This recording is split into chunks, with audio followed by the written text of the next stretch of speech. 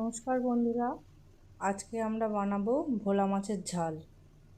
এই যে মাছটা, প্রথমে আমরা মাছটা ধুয়ে নিয়ে নুন হলুদ মিশিয়ে রাখবো।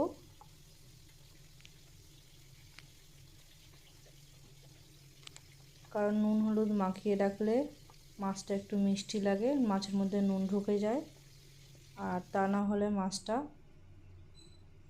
আলুর মতো লাগে। এবারে আমরা মাছটা ভেজে নেব কড়াইতে তেল দিয়ে।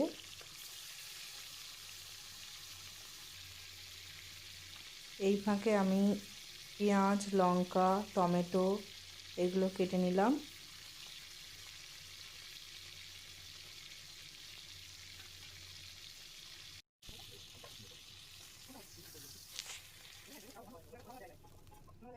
এবারে কড়াইতে 5 ফোড়ন দিয়ে ওতে পেঁয়াজ লঙ্কা দিয়ে দিলাম, আর সাথে টমেটোটাও দিয়ে দেবো।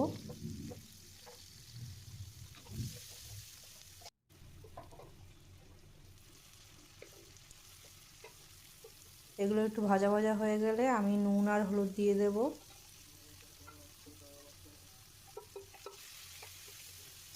আর একটা টমেটো সিদ্ধ করা ছিল, সেটাও দিয়ে দিয়েছিলাম।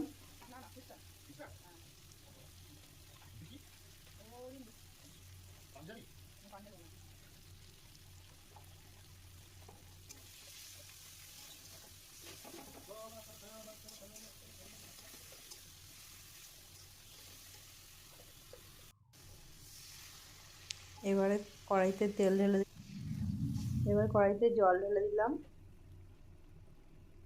এবারে মাছগুলোও দিয়ে দিচ্ছি। মাছগুলো দিয়ে থালা দিয়ে ঢেকে দেবো 5 মিনিটের জন্যে। তারপর ফুটে উঠলে সাথে দিয়ে দেবো জিরে গুঁড়ো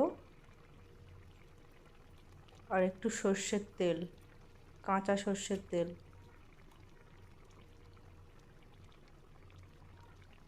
টাটা।